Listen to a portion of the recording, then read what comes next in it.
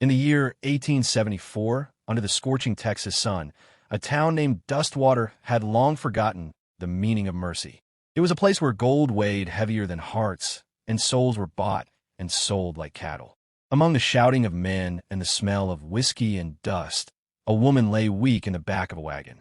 Her breaths were shallow, her skin pale, and in her trembling arms rested a newborn child, a little girl wrapped in blood-stained cloth, crying softly into the cruel heat of the desert air.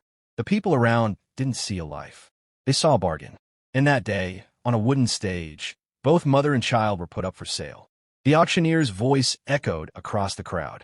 A woman near dead, and her newborn, still warm from birth. We'll take them both. The laughter that followed was sharp as knives.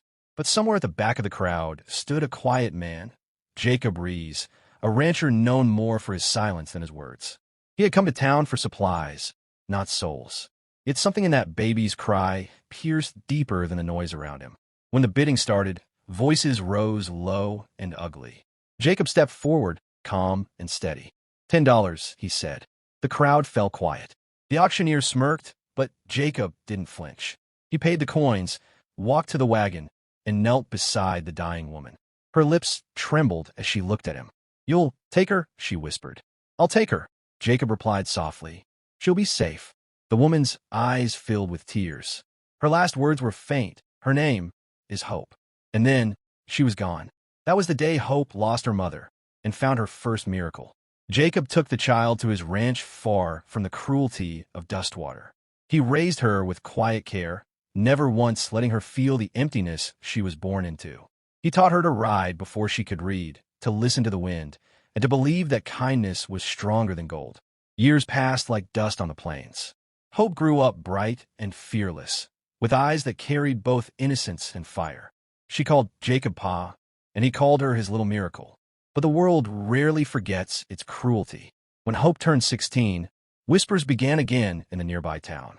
People still remembered that she was the baby from the auction, the child of a dying woman in a nameless past. They called her cursed. They called her born from sin. And every time those words reached her ears, Jacob's rough hand rested gently on her shoulder. "Don't let him steal your peace, Hope," he'd say. "They ain't worth the dust you walk on." But time, like the desert wind, wears everything down, even the strongest souls. One stormy night, Jacob fell ill. His cough grew heavier, his strength fading fast. Hope stayed by his side, refusing to sleep, her tears silent as the rain beat against the roof. "Pa," she whispered, "you're going to get better. You have to." Jacob smiled weakly. "No, girl. The good Lord's calling, and I've done my share, Orion." He took her hand, trembling. "When I bought you, folks said I was mad. Maybe I was. But the Lord knew what he was doing. You were my reason, Hope." She tried to speak, but her voice broke. "Promise me," he said softly, "you'll keep this ranch. Make a home, not just for you, but for anyone who needs one." She nodded through tears. "I promise." And with that, Jacob Rees, the man who once bought a child no one wanted, took his final breath, still holding her hand.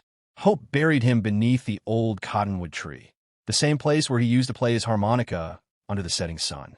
She stood there for hours, watching the dawn break over the plains.